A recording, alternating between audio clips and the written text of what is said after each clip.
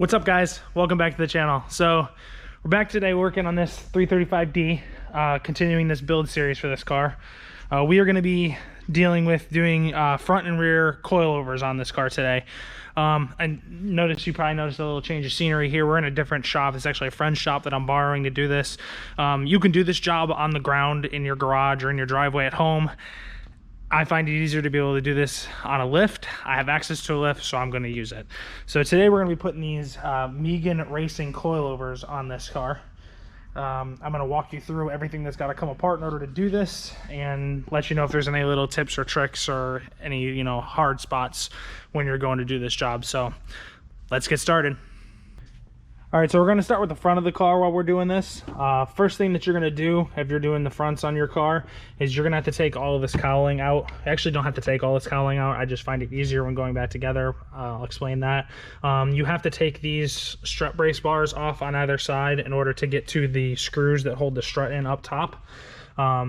You can do this without taking this cowling out, but the problem that I encounter a lot of times is trying to feed this back in through the little rubber grommet in the firewall that goes to the point back there where it anchors. It's kind of a pain when you can't see what you're aiming for. If you guys don't want to pull that cowling off, you can. It's just you're trying to aim in through the hole down through here, and it's kind of difficult to see and do. You take the cowl out, you can see the slot you're trying to get that thing through. So you're going to start by taking these two strut tire braces out on both sides. These are each E14s on either side, and then in the back underneath this cap put a flat blade screwdriver in it, turn it a quarter of a turn as an E18. That's holding that down in the back. As I've showed you guys before, those are forked in the back where they go underneath that screw, so you don't actually have to unbolt that all the way. You just loosen it out a couple turns, and then you can undo the sides here and pull the strut bars out. So we're going to get those out, and then I'll show you what's next. All right, so we got our strut braces off, got our wheels off. Obviously, it's pretty self-explanatory. When you come underneath here, I just want to show you what you got to take off underneath here. You're going to take this bolt out of this pinch bolt for this steering knuckle here that actually pinches onto the strut itself. I also like to, just as a precaution, I will unplug the wheel speed sensor out of this box and take it out of all of the things that hold it and drape it over top of the rotor, so when you're pulling things apart you don't pull on the wire and actually break it. It's relatively easy to break if you start tugging on it. The only other thing you have left to take off is you're gonna have to take off the bolt up here that holds the sway bar end link to the strut itself. Those are 16s. Just take it off at that end, lay it off to the side, because when we put a new strut in, you're going to put it back through the new strut. So I'm going to get this bolt off, get the sway bar end link off, and get my wheel speed sensor wiring off, and then I'm going to show you how to take this steering knuckle to spread it open to drop it down. All right, so I got my pinch bolt out. I got my bracket out for my wheel speed sensor. It actually, the bolt that holds the strut in place goes through this bracket. You can just undo this bracket, pull it out of the way, unplugged it at the body where it attaches up here in this box. Probably showed you guys before, but these just have these little tabs on them. You'll see it when you pull it out, this tab right here where my thumb is at. You just squeeze that tab in and pull this connector apart. Once you've got that apart, I took sway bar link off. I'm actually going to leave it attached to the strut for now. It's a little difficult to get up there, so I'm going to take this out with the strut and then deal with getting it apart out of the car. This thing, the steering knuckle here, is actually pinched against the strut. That bolt is what holds it in a pinched state. When you loosen the bolt, sometimes they pull down real easily. If they don't pull down real easily, there's actually a special tool that BMW makes. I will link it in the description. That goes in between here. It's got like a 14mm socket on it, and it's like a wedge, and you twist it with the socket part of it, and it spreads this apart and leaves this in a spread apart state. If you don't have that tool, something like a chisel or a pry bar that has some thickness to it here, you can hammer up in there, and it will allow you to pull this strut down. And as you can see, my steering knuckle is loose from my strut, so the next step is going to be to pull that steering knuckle down off of this strut so that we can get the strut out of the car. All right, so I also wanted to point out, I was wrong in telling you that you don't have to take this bolt out. You actually do have to take this bolt out up here because it's holding this bracket for this brake line, and you won't be able to get the steering knuckle down far enough. What I'm actually finding out too, it's been a while since I've done one of these, is this strut is too long for this steering knuckle to go down all the way without stuff binding up. What I did to give myself a little bit more room was loosen up the bolts that hold the two lower arms in place so that you weren't fighting the rubber bushings to push the steering knuckle down, and it still is not going down far enough. So I think what it's going to end up having to happen is I'm going to have to undo the strut, push all this down and pull the strut out this direction, and then pull the strut out of it. So I'm going to get the 3 screws up top that hold the strut into the strut tower out, and then we're going to work this down and get this strut out of the steering knuckle. All right, so we got our new strut in. I'm not going to lie to you guys, I had to take the steering knuckle out of the car. Like I said, it's been a while since I've done any work on the front end of one of these cars, but there is not enough room to get the steering knuckle down off of the strut. Let me show you, for example. This is the passenger side, or sorry, this is the driver's side. As you can see how far that strut comes down through that steering knuckle. I couldn't find any way with all the suspension still hooked up, or even this back arm off, to get it down far enough to get it off of the strut, or be able to tip it down far enough to tip the strut out of the wheel well and pull the strut out of the steering knuckle. So I ended up having to take the whole steering knuckle off. To do that, I don't like taking these ball joints out because they require a press in order to press them out of the steering knuckle. So I take the arms off at the subframe here. This is an 18mm on both sides. It's actually oriented like this, with the threads facing towards, or the stud side of the bolt facing towards the back and the head facing towards the front on the passenger side initially. When this comes out, it's going to hit this steering rack boot. You're just going to have to tap it past that boot. It's going to put some stress on this boot. Don't worry, it doesn't mess up the boot at all. As you can see, there's nothing wrong with this boot. And then I put it back through the other way just to save myself the hassle. And then this front thrust arm bushing here is an 18, and then the nut is actually captured on the other side, so you don't have to hold anything. That you just take that 18 on this side over here out. This arm drops out, and then your tie rod end is a 21mm nut. Take the 21mm nut off, tap the steering knuckle lightly, and that will fall out. And then you can actually pull the whole steering knuckle out. Brake caliper's got to come off as well. 2 18s holding the brake caliper on. Slide the brake caliper off to the subframe so it's not hanging. Take all that stuff off, and then you can take the whole steering knuckle out, take your strut out, put your new strut in, put your steering knuckle back in the way you took it out. We got this side done. The only thing I have left to do is to hook up my wheel speed sensor wiring and put my sway bar end link back. We're going to work on getting this side over here done. One note on the driver side of these cars I want to let you know about is this arm. You can either unbolt it from here at this swing arm for the ride height sensor, or you can unsnap this clip here on the arm and take this whole thing out of the way.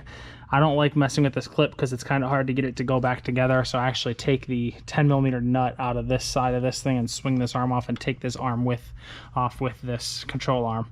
Just make sure you do that before you go to take this off, because this thing is very, very fragile. It's all made out of plastic and it'll break. So we're going to get this side tackled, and I'll show you everything all put back together and what it looks like, and then we'll be moving on to the rear. All right, we got the driver's side in. Like I said, be careful with this arm when you're taking things apart. Make sure you unscrew it here, and actually we need to undo this lower control arm bolt that's actually holding the bracket. You can take it off completely. The connector on this is actually really, really hard to get off.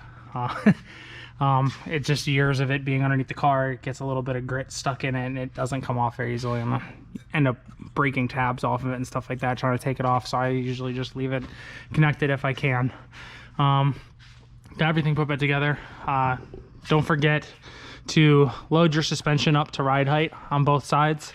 What I do if it's on this, I screw up a stiffney or a pull jack underneath these arms until the suspension is up, and you get a little looseness on these arms where the lift is sitting, and then you know that your suspension itself is actually taking the weight of the car. That would be your ride height and then once you do that, make sure you tighten both of these bolts here, and do the same on both sides just for the suspension parts, just so you have these bushings riding in the relaxed position at ride height, so that they're not being twisted when you lower the car down on another weight.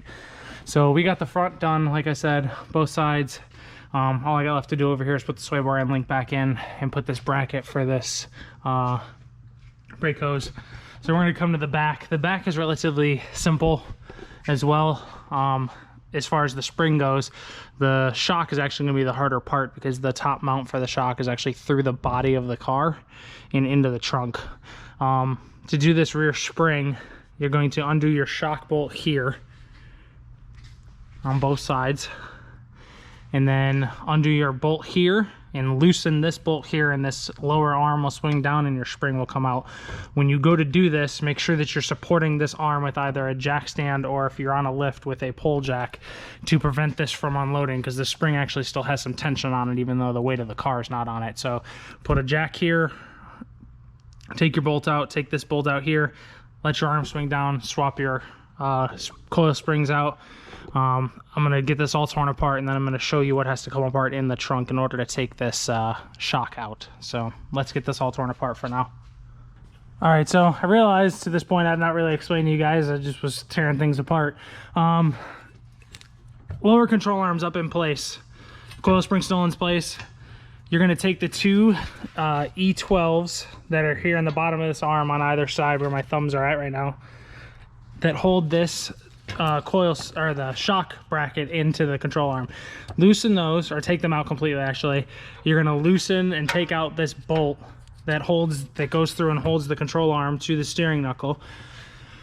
Once you do that, before you take that bolt completely out, you want to put either a jack if you're on the ground or some kind of stiff knee pole jack, like one of those guys, underneath the arm, because again, like I said before, this coil spring still has tension on it even when the suspension is drooped out all the way.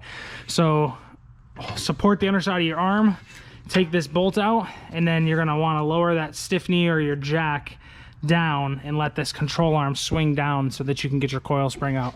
So now we have our coil spring out on both sides. I want to point out on this side to make sure that you take this 10mm bolt or nut off and take this arm out of this swing arm up here for this ride height sensor, otherwise you'll break it. Take this arm off. Once you get both sides down, you now have your shocks. You're gonna have to get into the trunk in order to get to that upper shock mount there on both sides. So we're gonna start tearing the trunk apart, and I'll show you what's got to come apart in the trunk in order to get to those shocks. All right, so now that we're in the trunk, you're gonna take your trunk carpet out. That's really not that hard. It's just a panel it picks up, pulls out of the car. You're gonna pull this battery cover tray out. This is just a twist lock here. Pull the battery tray out. That's where your battery is if you ever need to know. You're gonna pop this tray out. It just snaps into the carpet here. You are going to pop out these clips right here. There's 4 of them across the front of this panel here. You're gonna pop those clips out and pull up on this panel. And I believe there are also 2 screws here and underneath that panel that are covered up. Take those screws out, take the 4 clips out across this, pull this out because we're gonna be pulling this carpet out. So I'm gonna get these pulled out and I'll show you how to get the carpet out the sides. All right, so now that we got our tail panel out, like I said, 4 clips, 2 screws here, we're gonna take our trunk carpet out on the sides. Now on each side of this trunk, there are these little clips here. There's one here, one back there, and I believe that's it. Oh, there's one right here on this side, and then on this side, there's one here, here, and there, and then these trunk carpets actually just pull out of the trunk. So we're gonna get these trunk carpets out and I'll show you where your shock mounts are. All right, trunk carpets out on both sides, as you can see. You're gonna wanna pop the seats loose and actually push the seats forward a little bit because the carpet is actually tucked in behind this seat on both sides a little bit. And then once you get the carpet out of the way, you will see this little rubber plug here. It's just snapped into the body. Pop it out. That's top of your shock mount on that side and top of your shock mount on that side. So undo that nut. I believe it is a 16. And your shock will drop out the bottom and you can put your new shocks in. One thing I wanted to show you guys is when you're trying to take this shock out, most of the time when you try to take this 60mm nut off the top of this, the shock body itself, this is actually the shock rod, is going to spin. The end of this has a 6mm socket size on the end of it to hold it. You're gonna need like an open and ratcheting wrench and a 6mm socket and to take this nut off all the way. Also, what I found with those Megan coilovers is I had to reuse the factory like little bushing here that goes between the either side of the body.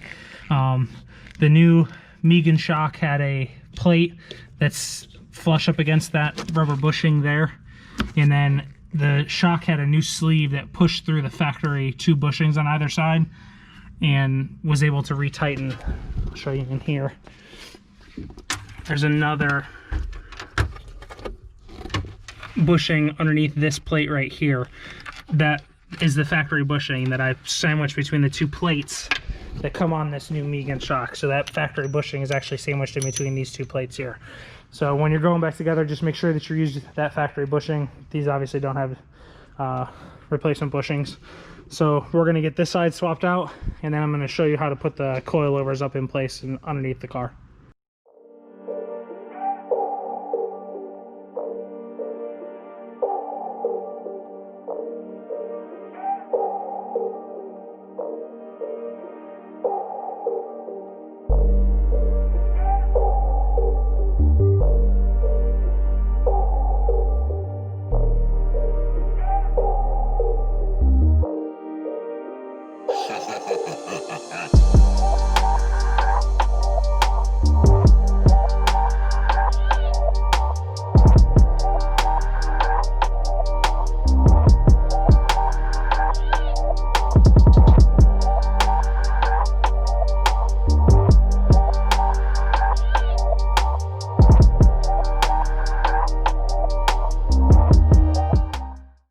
Alright, so as you guys can see in the little time lapse there, it takes a little bit of finagling using the pole jack to push things up, but we got our lowering spring in there, we got our mount tightened down, we got our bolt through our mount tightened down, we torque this down.